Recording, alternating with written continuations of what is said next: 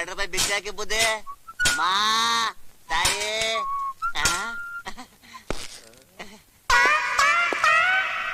ಏಯ್, ಈ ಬಟ್ಟೆ ಯಾರೋ ಕೊಟ್ಟಿದ್ ನಿನಗೆ? ಯಾರೋ ಪುಣ್ಯಾತ್ಮ ದೇವ್ರು ಬಂದಾಗ ಬಂದು ಈ ಬಟ್ಟೆ ಕೊಟ್ಬಿಟ್ಟು ಹೋದ ಸಮೇ. ಕಾಲರ್ ಏನಾಯ್ತು? ಅವ್ರ ಮನೆ ನಾಯಿಗ್ ಬೇಕು ಅಂದ, ನಾನೇ ದಾನ ಮಾಡ್ದೆ. ಮಹಾಪ್ರಭು ನೀವೇನಿಲ್ಲಿ ಇವನ್ನೇ ನೋಡ್ತೀರಾ? ಕಂಜೂಸ್ ನನ್ ಮಗ. ಭಿಕ್ಷೆ ಕೇಳಿದ್ರೆ 10 ಪೈಸೆ ಕೊಡ್ತಾರೆ. ಭಿಕ್ಷೆ ಕೊಡಕ್ಕೂ ಯೋಗ್ಯತೆ ಬೇಕು. ಕಂಜೂಸ್ ನನ್ ಮಗ, ಕಂಜೂಸ್ ನನ್ ಮಗ, ಕಂಜೂಸ್.